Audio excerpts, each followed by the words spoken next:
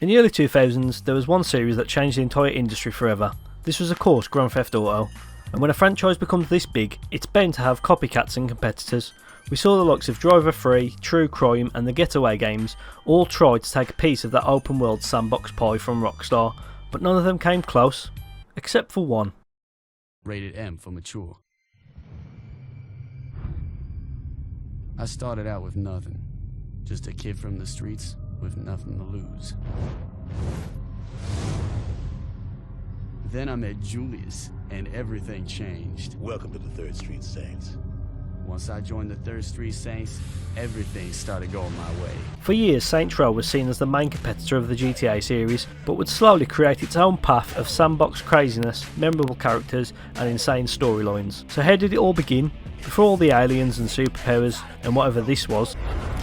Get the fuck away from my friends. Oh, friend! Oh, new friend! Oh, friend! Please be my friend! Oh, friend! Where did it all start for this legendary series? Hello and welcome back to the channel, and as you can tell, I'm in a different location. Now, you're going to have to bear with me in this new location. I'm not too sure where to put the camera yet, because there's like a mirror to the right side of me, and then it's a bit tight this side, so I'm just trying to figure out where to put the camera. So if the quality is a bit crap this time, I do apologise, I am working on it. But now that's out the way, of course today I'm talking about Saints Row 1. That's why I'm wearing this almost purple t-shirt, which is falling apart because it's now 10 years old. It's the only purple thing I own. But yeah, I am really looking forward to going back to play this classic game. I've wanted to talk about it for a long time, so I'm happy to finally be playing it. So without further ado, there's nothing else to say. Let's get straight into it.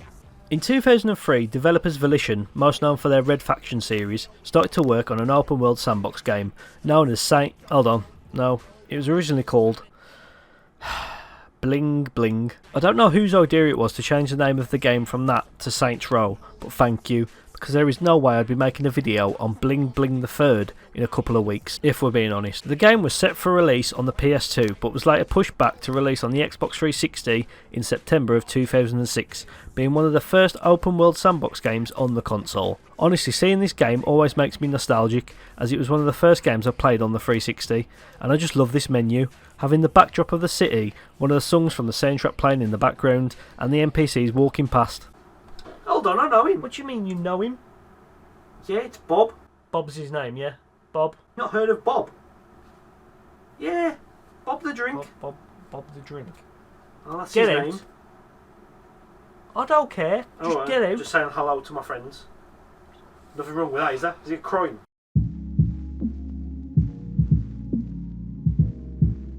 Saints Row has a simple premise, which can't be said for a few of the sequels. You basically start out as an NPC walking the streets of Stillwater when you get caught in the middle of a gang war. Between the game's 3 main opposing gangs, first up is the Vice Kings. They wear yellow and are mostly involved with the music industry, big business dealings and prostitution. And funnily enough, neither Diddy or R. Kelly are involved. They operate most of the northern part of the map, where you'll find the high-rise skyscrapers and more uptown areas in the game. Up next are the West Side Rollers in the blue, who take up most of, well, the west side of the map. They seem to be mostly involved in street racing and anything to do with cars, as you can tell by one of their main lieutenants being a man I'm going to call Vin Petrol. And last but not least, the Los Carnales. It's not the Los Carnales, it's just the Carnales. Los means... fuck it. And there it is, my obligatory Dex Carnales joke. They operate most of the southern part of the map, like the airport and docks, so obviously they deal with the drugs in the city. Once it all kicks off, you get caught up in the middle of it when you get saved by the 3rd Street Saints, and are offered the opportunity to join them. The next day you meet up at the church and get to meet the main members of the gang. Julius, the leader of the gang, Johnny Gat, the badass of the group, taking on the Vice Kings, Troy and Dex, who take on the Los Carnales. It's not the Los Carnales. Jesus, what's wrong with you? And Lynn, who's going undercover to take out the West Side Rollers. I'm not going to talk through the whole story start to finish here, but what I will say is I enjoyed my time going back through this game's story and taking on the different gangs, with them all having different dynamics and storylines, and getting to see their reactions after missions to you and the Saints taking over parts of their territory. And just... What we need is for you to shut the fuck up. You feel me? Yeah. What? Yes, Mr. King. I normally play through each gang separately and always feel like you're getting 3 different and completely unique storylines, whether that's Johnny destroying Benjamin King's empire by blowing everything up, Lynn working with the West Side Rollers to take them out from the inside, which plays out great, and Lynn is a great character in most of the sequels as well. And then Troy and Dex almost have this buddy cop approach when it comes to the Carnales. Each storyline could have easily been its own focus for the whole game, so the fact that we got 3 with their own twists and turns, it's pretty decent. The cutscenes also help too, with the game actually being genuinely funny. Okay, so we go and do some damage. How did the VKs get blamed? Put these on. I'm yellow enough as it is, Dex. Just put the damn shirt on. Fine. Get dressed. We got a little piece to disturb.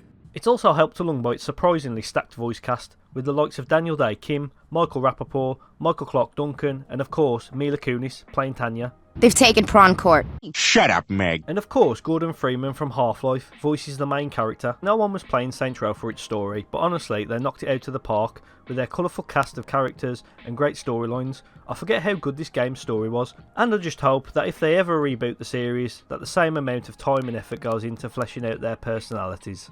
Oh, friend! Oh, new friend! Oh, friend! Please be my friend! Oh, friend!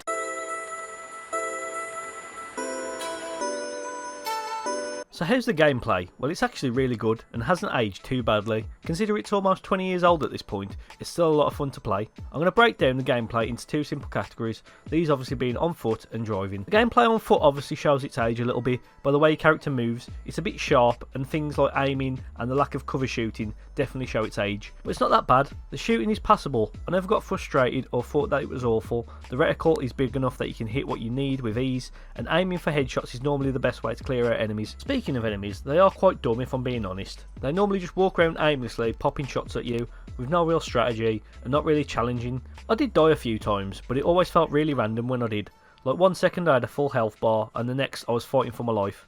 There's no real heads up about you taking a lot of damage, so I was always quite surprised when I did die. You can bring back up your health however through the use of food items. I do find it quite funny how in the middle of a gunfight your character just whips out a fucking Big Mac to munch on. Like I said, the enemies are never really a threat unless they're in big numbers and also have automatic weapons, but as long as you take cover and aim for the head, you can clear them out in next to no time. Then of course there's the driving, which I was expecting to hate in this game, but I actually kinda love it. It does have its downsides though, like when it acts as curbs or small ramps, but it definitely feels decent, turning feels responsive, and being able to handbrake turn out of some situations makes it easier to escape police or the news vans in the escort activity. I don't really have a bad thing to say about the driving in this game. I was pleasantly surprised. I do feel like all the cars seem to have the same top speed, but the more expensive ones just accelerate a bit quicker. And obviously the game only includes cars, no motorbikes, helicopters, boats or planes, which is a bit of a shame. Saints Row doesn't really take any big chances when it comes to its gameplay. It plays it safe with its mechanics, and that really isn't a bad thing. Another thing I wanted to bring up is how the game looks and performs. Well, it looks really good considering it was released in 2006. The actual world and character designs have aged really well, but the performance of the game hasn't. Now that could be because I'm playing it via backwards compatibility on the Xbox Series X, but I'm not sure that's the reason, seeing as most games I play through backwards compatibility work fine. There are some major popping issues, sometimes half the city just appears out of nowhere, and now and again the audio will just cut out randomly. I also noticed that the music player, which lets you create your own custom music playlist to listen to whilst driving or just walking around, also seems to be broken. Again, these are just small nitpicks in an otherwise great game. There's also cheats as well, which are activated through calling numbers on the in-game cell phone, and it's the usual stuff you'd expect, like more health, infinite sprint, or spawning whatever car you want. Cheats were always a lot of fun to play with back in the day, and of course Saints Row is no exception.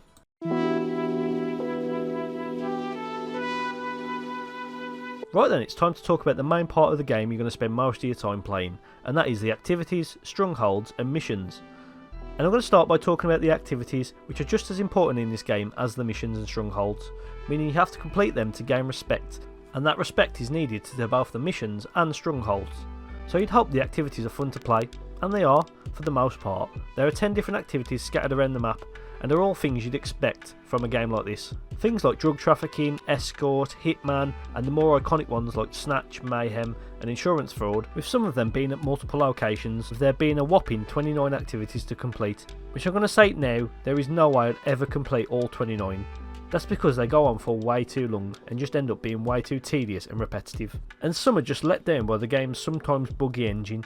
What I mean by this is that the game's more fun activities like mayhem and insurance fraud are left to chance. Both require you to wait for vehicles to spawn in, which this game struggles with at best of times, meaning failing them is more likely to happen, not through any fault of your own, but because you end up just standing there, waiting in an empty road for the timer to run out. And one more thing that's quite frustrating, in insurance fraud are these fast cars. They're there to help you build up a multiplier, so it's key to get run over by them, which is quite difficult when they swerve out the fucking way in the last millisecond every bastard time. I spent most of my time doing the activities that are just left to your own capabilities, like the escort, snatch and drug trafficking missions, which do get a bit boring after a few levels, so rather than wanting to play all these activities all the way through, I just did them to gain enough respect to carry on playing the missions. Another frustrating thing is the game doesn't make it easy for you to track your progress on each activity, so the further you get in the game, the more likely you are to forget which ones you've completed and which ones you haven't even started. The best advice I can give is just go one at a time and just stick through it until you've completed the whole activity. It's going to get boring, it's going to get tedious, you are going to scream at your TV when stuff like this happens.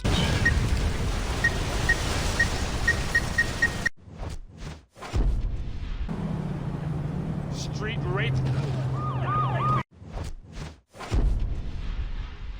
But they aren't that hard to get through, and completing them unlocks special and unique rewards. Then you get to play the more fun parts of the game, like strongholds and missions. Strongholds are kind of like mini missions. They all have the same premise, where you go to a part of the map controlled by a rival gang, and well, take over the stronghold. They're pretty simple, normally just go to this location and take out all the enemies in the vicinity, with a few more challenging aspects here and there. The strongholds aren't a standout in the game, most of them are forgetful, but they are required for you to unlock the final mission for each gang. I don't mind that being the case, but I just wish you didn't have to use up your respect to do them, as it just means more time is being spent on the activities. Then last but definitely not least is of course the missions. They're the main part of Saints Row's gameplay loop, and they're okay. They offer the objectives and layouts you'd expect from a game like this. Like, go here, take out these guys, go there, destroy this, follow this guy, but not too close, dickhead. Honestly, I'd be lying if I said there's loads of memorable missions in this game. The only ones I remember are for the wrong reasons, which I'll talk about a bit later. But they're still fun to play through, thanks to the game breaking up into 3 different campaigns. It never felt like they were getting repetitive or boring. The fact that the gameplay is still fun definitely adds to the enjoyment as well, with shooting and driving segments being equal parts fun and challenging.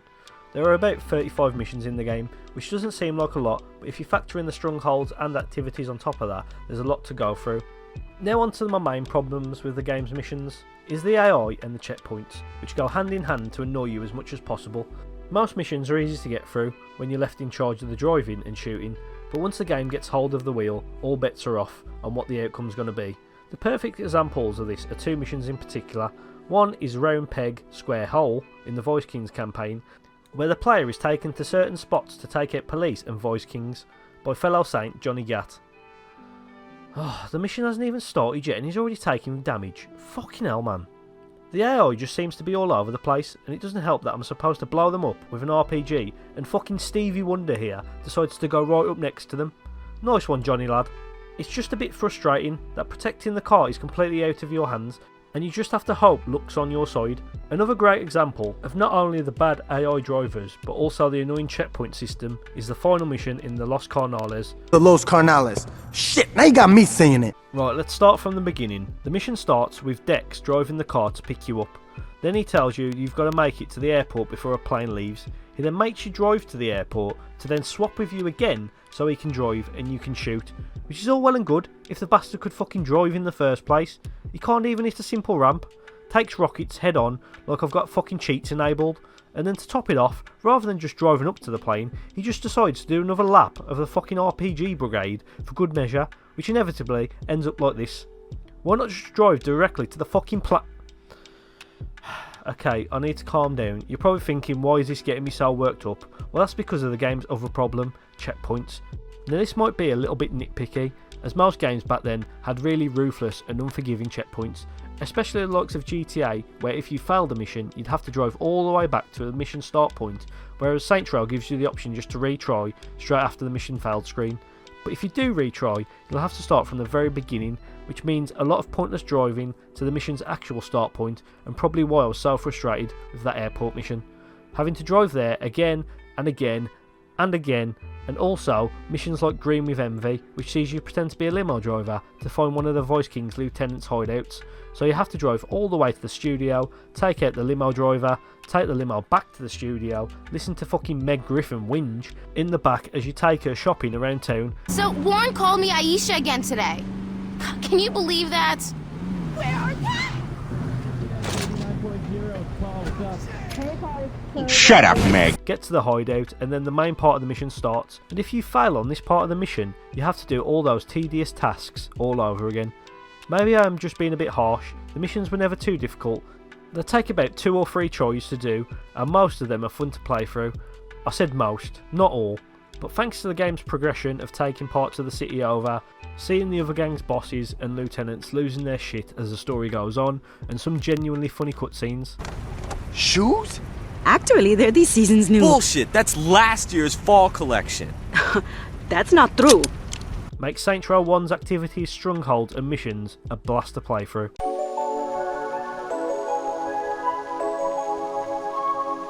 A big part of what's made the Saints Row series so great is its customisation, from the in-depth character creator, the clothing options and of course the vehicle customisation. The series has always done this really well, and Saints Row 1 might be one of the best in the series.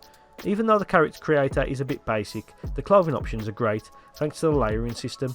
You see, when it comes to clothing, rather than having just one option for upper body and lower body, the game lets you mix and match different clothing options to give your character a unique look. They also have some effect on the game itself thanks to the Respect multiplier. The better clothes you wear and the more you look like Barney the dinosaur, the more the meter rises, giving you more respect when doing activities and other things around the city.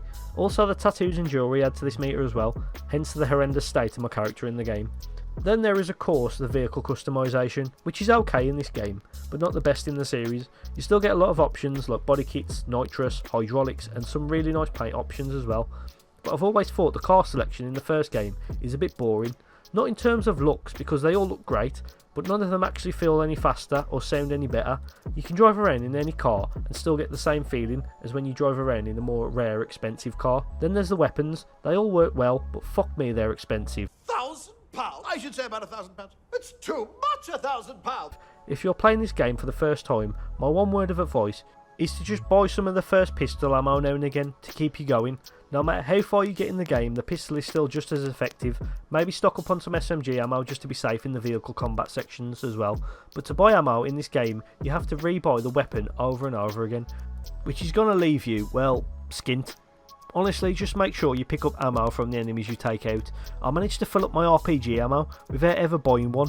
The reason I bring this up is because I've been caught short a few times without enough ammo and had to end up failing the mission because I just had no way to do it without it. Overall, Saints Row offers a lot more than its competitors at the time, with full character customisation, great clothing options and fully customisable cars, even if the guns leave you bankrupt at some points. We have spent so heavily in the past? Probably not, but we lived the dream.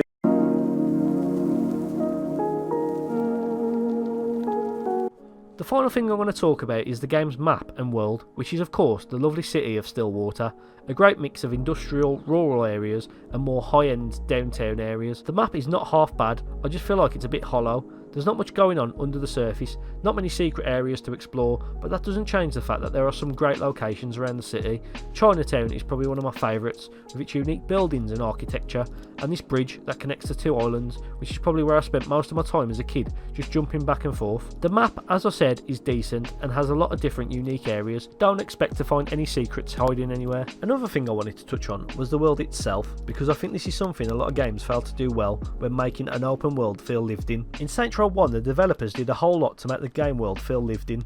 From the stores to the radio stations, Stillwater feels like a real place. First off, the stores and businesses in the game all have billboards, commercials on the radio and even phone numbers you can call.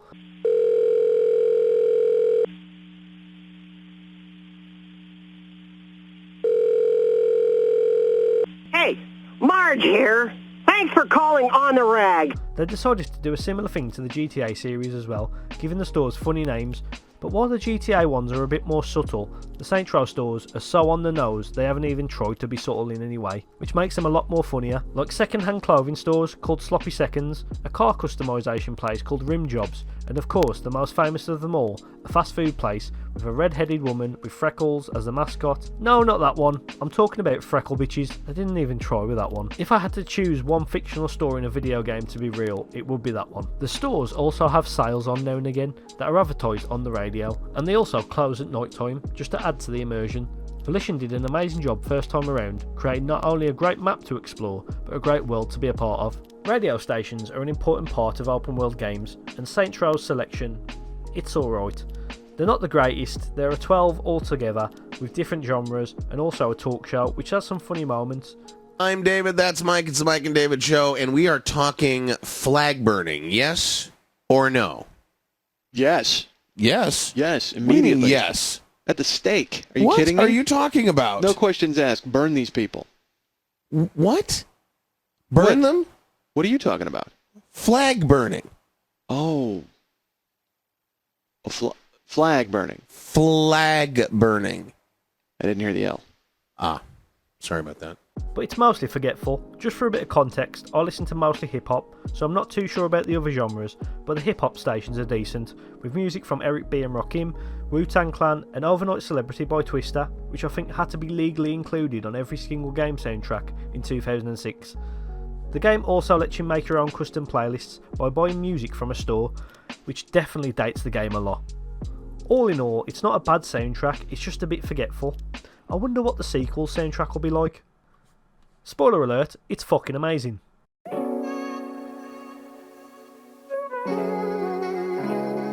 For a game that's almost 20 years old, I was really surprised on how well Saints Row 1 holds up. The gameplay still feels solid, even with a few technical bugs here and there, the game still holds up pretty well, and was a great first attempt by Volition in the sandbox open world genre. The activities, missions, and all the customisation options make Saints Row 1 a blast to play through, even after all these years. So that is it for Saints Row 1, and of course I've got to put it in the tier list, and Saints Row 1 gets A tier. Even though Saints Row 1's a bit more basic than its sequels, it's a lot of fun to go back to basics, back to when it was just a crime, gang, open world sandbox game, with smooth controls for vehicles and guns. It's a fun game, and honestly I'd recommend it if you have an Xbox to go buy it on the marketplace and play it, because honestly it's one of the best games in the series. And of course next up is Saints Row 2, which I can't wait to talk about as it's one of my favourite games of all time. I'm really excited for that one. But before that I will be talking about Tekken 8 just to finish up on the Tekken series. And the last thing I want to say before I go is thank you so much for getting me over 200 subscribers. It felt like an eternity. I was stuck on 121, and to see the growth of the channel over the last couple of months has been amazing, and it's all thanks down to you. Thank you for watching the videos, thank you for liking, subscribing, commenting. It really does mean a lot and keeps me motivated to keep making these videos. So I hope you enjoyed Saints Row. It's the first time I've talked about a different game other than Half-Life or Tekken. So yeah, it's been a new experience in a new setting, so I hope you've enjoyed. But that's it from me. If you haven't already, please subscribe, please leave a like and comment down below what you thought of the video. Other than that, thanks for watching, and as always, I'll see you when I see you.